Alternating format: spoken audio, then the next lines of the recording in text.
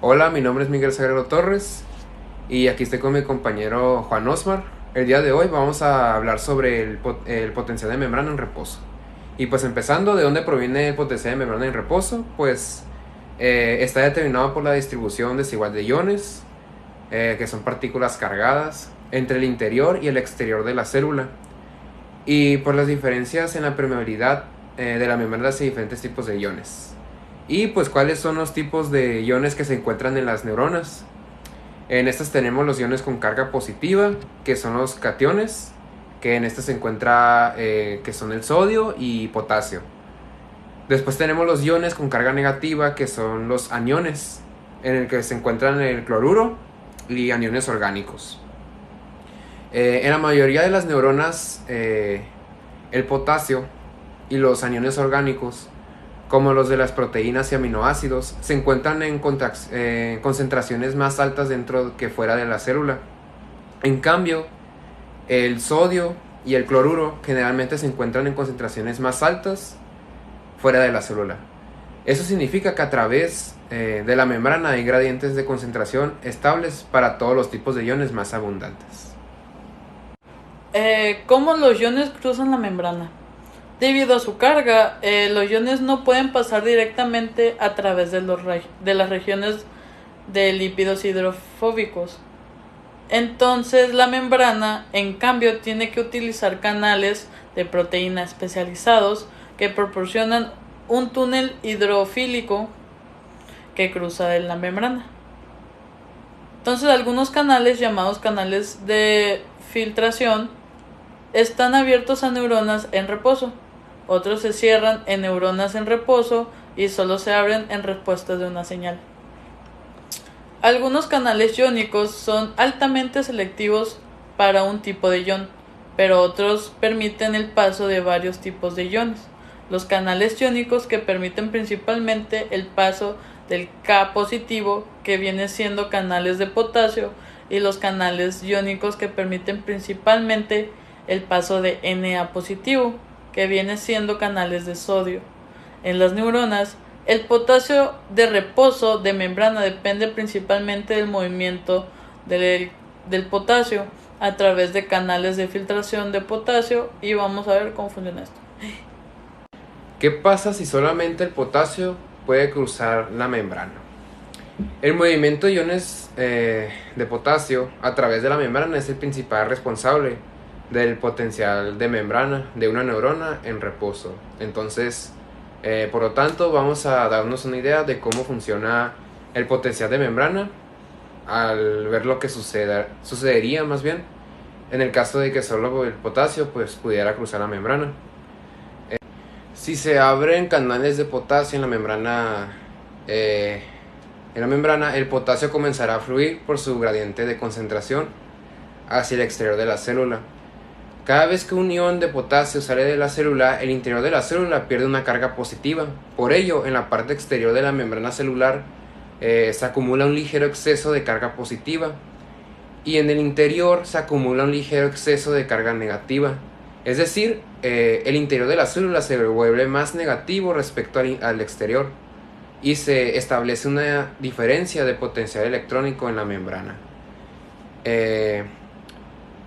Si potasio puede cruzar vía canales, comenzará a fluir por su gradiente de concentración hacia el exterior de la célula.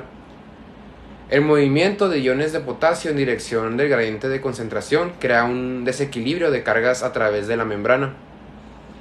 Y el desequilibrio de cargas se opone al movimiento de potasio en dirección del gradiente de concentración. Entonces, entre los iones, cargas similares se repelen y cargas diferentes se atraen. Por lo tanto, al establecerse la diferencia de potencial eléctrico en la membrana, se dificulta que los iones de potasio restantes pueden salir de la célula. Entonces, los iones de potasio de carga positiva serán atraídos por las cargas negativas en el interior de la membrana celular y repelidas por las cargas positivas en el exterior, oponiéndose a su movimiento en dirección del gradiente de la concentración. Las fuerzas eléctricas y difusivas que rigen el movimiento del potasio a través de la membrana forman en conjunto su gradiente electroquímico. Entonces, la diferencia de potencial eléctrico en la membrana celular se acumula hasta un nivel suficientemente alto para que la fuerza eléctrica que impulsa el potasio de regreso a la célula es igual a la fuerza química que impulsa de salida de potasio. Cuando la diferencia de potencial en la membrana en la célula llega a este punto, no hay movimiento neto de potasio en ninguna dirección y el sistema se considera en equilibrio. Cada vez que un potasio de la célula sale, otro potasio entra a ella. Entonces, como se puede ver en la imagen, el potencial de equilibrio de potasio para estar concentraciones de potasio, entonces estos son los que hacen el balance. Entonces el equilibrio del gradiente de concentración de potasio está exactamente balanceado por la diferencia de potencial eléctrico a través de la membrana. El potencial de equilibrio. La diferencia del potencial eléctrico en la membrana celular que equilibra exactamente el gradiente de concentración de un ion se conoce como potencial de equilibrio. Entonces, como el sistema está en equilibrio, el potencial de membrana tiende a permanecer en el potencial de equilibrio. En una célula donde solo hay una especie iónica permeante, solo un tipo de iones puede atravesar la membrana. El potencial de reposo de membrana será igual al potencial de equilibrio de ese ion. Entonces, si el gradiente de concentración es muy intenso, el potencial eléctrico que lo equilibra debe ser muy grande. Entonces, puedes hacerte una idea aproximada de esto imaginando la concentración de iones en ambos lados de la membrana como colinas de diferentes tamaños y pensando en el equilibrio potencial como la fuerza que necesita ejercerse para evitar que una roca baje rodando por las laderas de una colina a la otra. Pues si se conoce esto, si conoces la concentración de potasio en ambos lados de la membrana celular, entonces puedes predecir la magnitud del potencial de equilibrio del potasio.